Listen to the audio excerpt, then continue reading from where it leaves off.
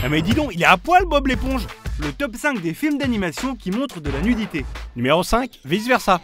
Bon alors déjà, on vous voit venir de très loin, on ne va pas parler ici de films d'animation destinés à un public adulte, genre manga, etc. Ici, ce qui nous intéresse, c'est les films dans lesquels d'habitude, les persos se baladent pas à poil. Comme Riley par exemple là, va mettre un pyjama. Non mais t'es pas bien ou quoi, elle a 2 ans. Et alors, la pudeur ça s'apprend dès le plus jeune âge. Ah, je crois que ton île des bêtises vient de s'effondrer.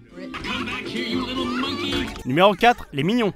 La plupart du temps, ils sont en salopette bleue et chaussures noires. Mais il suffit d'un coup de vent ou d'une grosse vague pour qu'ils se retrouvent à poil. Ça arrive un peu trop souvent d'ailleurs, je trouve. Et puis eux, ils ont pas l'excuse du j'ai 2 ans et je fais du naturisme. Oh, qu'est-ce qu'il y a? Ils t'ont choqué les mignons, c'est ça? Ma bienséance est heurtée, oui. Numéro 3, rebelle. En Écosse, une fois que t'as tombé le kilt, tu te retrouves à Walpé. Et pour quitter le château, Fergus et ses potes n'ont pas le choix. Ils doivent utiliser leurs vêtements pour se fabriquer une corde. Ce qui les oblige à revenir une main devant, une main derrière. Et l'image est même pas floutée, c'est une honte. Numéro 2, Astérix et les Indiens.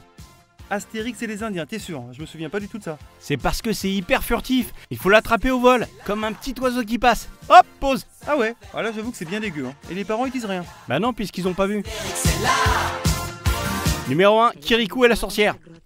Alors là pour le coup c'est l'opposé total du petit oiseau furtif, hein. Mais au moins c'est assumé. Ah oui, ça on peut pas dire le contraire. Un village entier de types à poil pendant plus d'1 heure, c'est difficile d'assumer plus que ça. Non mais tu comprends pas, il fait super chaud dans leur bled, et puis c'est une sorte de folklore. Ouais, bah demain je viens au boulot comme ça, tu verras ça va être hyper folklorique aussi. Ce n'est pas la peine de lui demander, il le fait toujours. On ne sait jamais avec les enfants. On le sait toujours avec moi.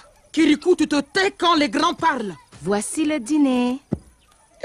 Tu es sûr qu'il y en a assez pour 3? Enfin, on se rattrapera demain. Tu n'aurais pas un peu de tamarin?